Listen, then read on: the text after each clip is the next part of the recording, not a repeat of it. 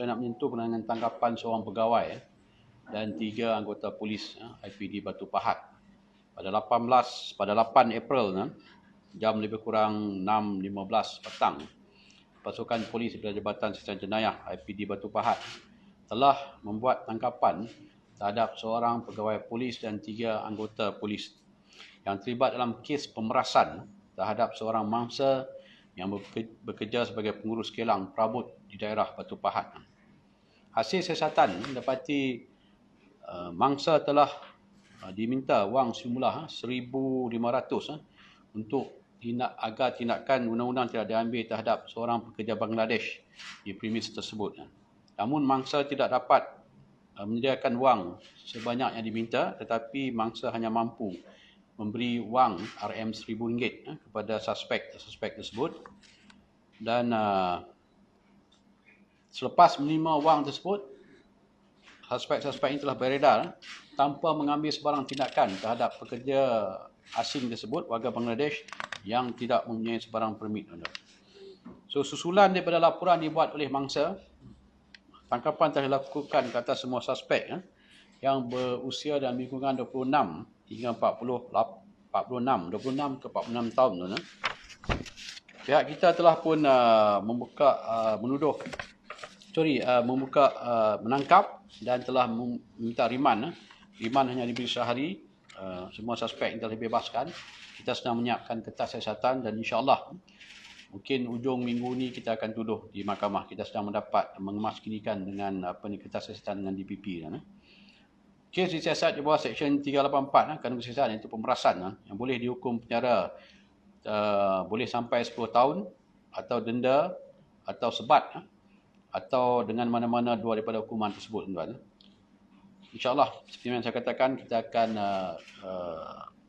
menyiapkan kertas siasatan dan dalam waktu terdekat kita akan tuduh dia orang. Saya juga nak berkongsi dengan rakan media berhubung dengan tindakan-tindakan telah diambil oleh Polis Johor sama dalam tindakan tangkapan ataupun siasatan di bawah tata tertib yang dijalankan oleh SAP Eng, Ketua Jabatan Siasatan Jenayah, Ketua Jabatan JIP, Pemantauan Standard. ASP Eng ada dengan saya ini. Untuk makluman rakan media, saya buat bagi perbandingan, tuan, iaitu untuk tahun ini sehingga daripada Januari hingga sekarang, tuan, kita telah buka 30 kertas siasatan. 3 melibatkan kes rasuah pegawai anggota polis, 10 kes dadah, tuan, 14 jenayah dan 3 kes komersial, tuan. Dan pada tahun 2020, tahun lepas, sebanyak 83 kertas siasatan telah dibuka, melibatkan 4 kertas siasatan kes rasuah, melibatkan 13 anggota, dadah 48 kertas siasatan, melibatkan 48 anggota, jenayah 21 kertas siasatan, 28 anggota, komersial 4 kertas siasatan, 4 anggota. So, tuan-tuan boleh lihat sendiri, tuan-tuan, statistik yang saya kongsi dengan tuan-tuan tadi tu. Kalau dibandingkan dengan lain-lain kontijen, tuan-tuan, Johor adalah yang tertinggi, tuan. Untuk tahun ini saya, tuan-tuan, setakat tahun ini, tuan-tuan, untuk tempoh ini, 59 orang telah dikenakan tindakan tahan kerja, melibatkan 4 pegawai dan 55 anggota. Tahun lepas, hanya 31 orang anggota, tuan. Gantung kerja, tuan, tahun ini saya setakat ini 11 orang, tahun lepas 15 orang, tuan. Dan buang kerja, tahun ini, tuan-tuan, setakat ini 8 orang dan insyaAllah dalam minggu depan kita akan tambah lagi 12. Jadi mungkin 20 orang yang kita akan buang kerja. Untuk tahun ini, tuan, tahun lepas 46 orang yang kita telah buang kerja, tuan. 45 anggota dan 1 pegawai awam, tuan. Seperti mana yang saya tekankan, tuan-tuan, untuk Polis Johor, tuan-tuan, keutamaan kita adalah untuk membuka kertas siasatan di bawah mana-mana kesalahan yang ada, sebenarnya jenayah ataupun sebaliknya, tuan-tuan. Yang kedua, kalau melibatkan kes rasuah yang besar, kita akan serahkan kepada SPRM. Dan yang ketiga, tuan-tuan, barulah kita serahkan kepada pihak JIP, bahagian tertertib untuk mengambil tindakan. Itu opsi yang terakhir sekali. Sebab saya tekankan, saya lebih memberi keutamaan kepada tindakan tangkap, buka kertas siasatan dan tuduh. Dan kalau ada cukup bukti, tuan-tuan, kita tuduh di mahkamah. dan disabit tuan, kalau dia jatuhkan hukum, kita boleh buang kerja terus. Tak perlu kita melalui proses yang terlalu panjang di bawah tindakan tertib. Saya tidak mengatakan tindakan di bawah tertib itu tidak efektif, tapi memerlukan masa yang panjang dan prosedurnya pun agak ketat, tuan. Yang paling cepat, tuan, dan paling mudah, tuan, adalah kita membuka kertas siasatan ini untuk siasatan di bawah kes-kes jenayah, tuan. Dan saya pun tidaklah berniat, tuan, bukannya satu kebanggaan apabila saya mengatakan tindakan buang kerja di Johor ni yang paling tinggi. Tahun lepas 46, tahun ini yang cakap ni dah dekat 20, tuan. Bukan satu kebanggaan. Tapi saya nak kongsi, ini menunjukkan tindakan kita ketegasan dan tindakan kita, tuan-tuan, kita tidak berkompromi. Kita akan mengambil tindakan. Bagi saya, tindakan ini penting kerana ini secara tidak langsung menunjukkan pihak polis, khususnya kontingen Johor ni, boleh mengambil tindakan dalaman sendiri tanpa melibatkan agensi-agensi luar ataupun institusi luar, tuan. Kita boleh membetulkan keadaan PDRM daripada dalam dan kita perlu mengambil tindakan yang tegas.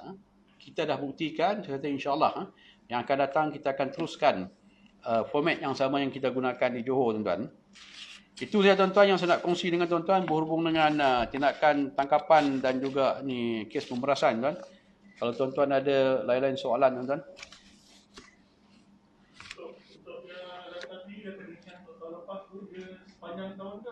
Sepanjang tahun. Untuk tahun lepas yang buang kerja, tuan, sepanjang tahun lepas lah, 46. Tapi untuk tahun ni saja, stakatnya adalah dibuang 8. InsyaAllah dalam hujung minggu ni, minggu depan, ada lagi 12. So untuk Januari sampai sekarang, tuan, sampai hujung minggu ni, mungkin kita akan dah 20 dibuang. So saya yakin sehingga hujung tahun ni, tuan, mungkin statistik kita yang ada ni akan pecah rekod yang tahun lepas lah. Kita akan pastikan tindakan tegas diambil terhadap mana-mana pegawai dan anggota yang terlibat dalam salah laku. Kalau tengok statistik untuk dadah dengan jenayah ni agak tinggi. Dia ada faktor tak? Dadah ni memang satu isu bukan saja kontingen Johor. Di kontingen-kontingen lain pun pelibatan pegawai dan anggota dadah ni amat serius. Sebab tu ingat 2 bulan lepas saya telah mengadakan perjumpaan dengan pengarah KKM, pengarah kesihatan di Johor, tuan-tuan, Datuk Aman Rabu, untuk memudahkan lagi laporan daripada doktor yang diperoleh daripada doktor untuk kita buang terus. Sebelum ni ada sikit kelewatan. Dadah memang isu yang ni lah serius, tuan-tuan. Sebab tu mereka ni tak perlu diberi, bagi saya tak perlu diberi peluang kedua pun. Banyak sangat kes-kes dadah yang melibatkan pegawai dan anggota polis. So kalau ditangkap positif, tuan-tuan, kita akan buang. Jangan buang, tuan. Kita akan menggunakan kaedah yang paling cepat. Banyak lagi orang nak masuk polis lain. Orang nak minta kerja banyak. Yang ada ni yang tak guna ni kita buang cepat. Jangan ditinggalkan dalam pasukan yang boleh menjadi barah kanser, tuan-tuan.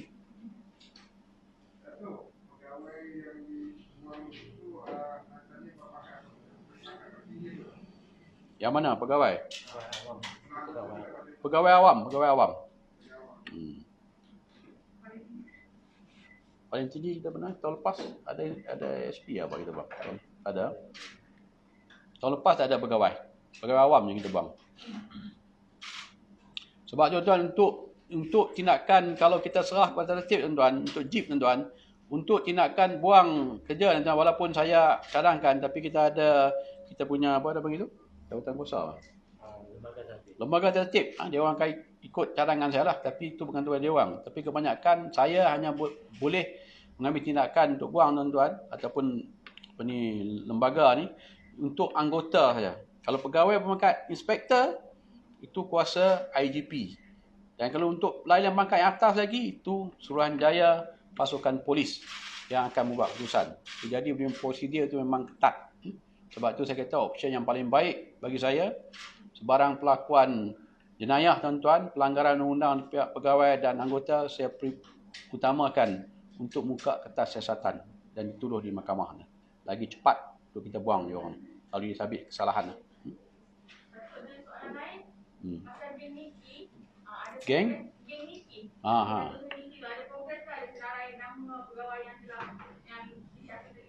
Siapa daripada Berita Harian?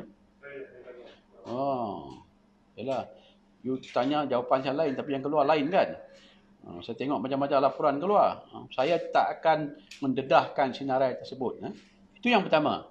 Yang kedua, tuan-tuan, saya dah tekankan daripada awal lagi, saya dah maklum dekat tuan-tuan bahawa yang 34 sinarai itu yang diumumkan, yang didedahkan oleh Tan Sri IDP tempoh hari, kita akan mengambil tindakan di bawah jenayah terancang. Saya di Johor ni tuan-tuan, polis Johor telah buktikan kita dah pun menangkap pegawai dan anggota agensi penguatkuasa di bawah op benting dulu yang kita dah tuduh di bawah jenayah terancang, 24 orang. Tak silap 14 pegawai dan anggota polis, 5 anggota pegawai dan anggota tentera dan juga 4 ke 5 pegawai immigration. Mereka telah pun dituduh di mahkamah.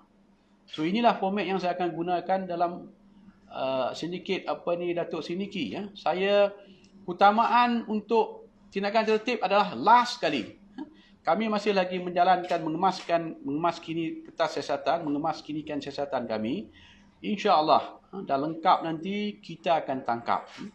Saya tak akan serahkan pada JIP untuk ambil tindakan. Saya nak ambil tindakan bawah jenayah terancang. Bagi saya itu yang paling tepat, paling mudah, paling tegas untuk kita ambil tindakan. Tetapi saya mesti pastikan kita cukup bukti. Sebab tu bagi masa sedikit. Memang itulah soalan yang sering ditanya oleh wartawan sama di sini ataupun di Bukit Aman. Bila sinarai itu nak dikeluarkan? Bila sinarai itu nak? Sinarai saya tak akan keluarkan. Saya akan tangkap dia orang ni.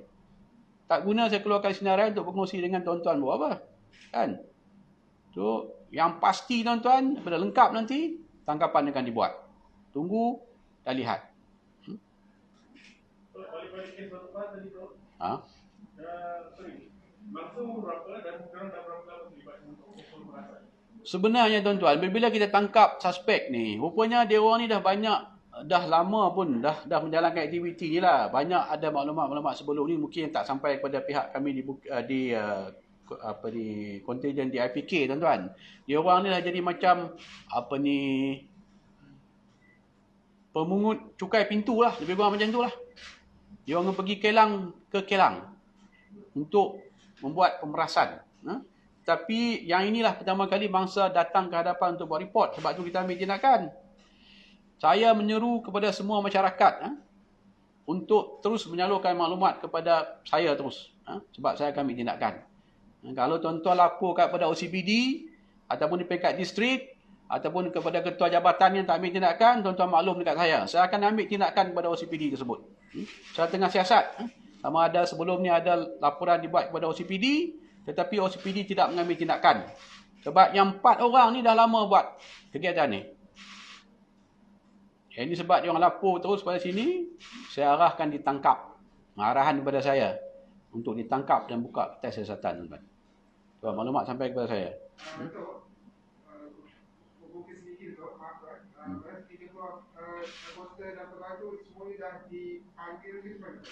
Ini panggil-panggil tak ada.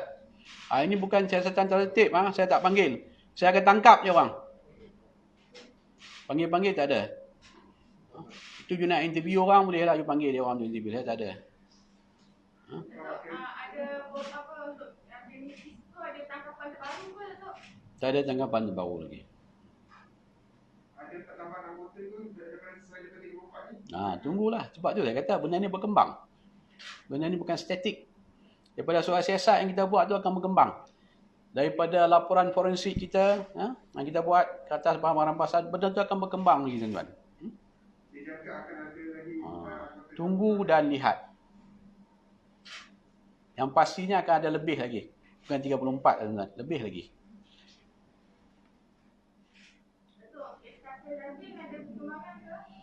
Kata daging tak ada perkembangan. Yang Johor ni semua kita dah siasat. Cuma yang lain-lain kontijen lah mungkin ada lagi. Yang Johor tak silap dia ada beberapa company kita dah invoice sebagainya. 19 over dah. Kita dah ambil tindakan. Yang suspek 2 orang tu? Yang mana? Di Pantai, orang di... Belum dapat dikesan lagi. Ada lagi soalan? Lepas ni jangan tanya lagi sinarai.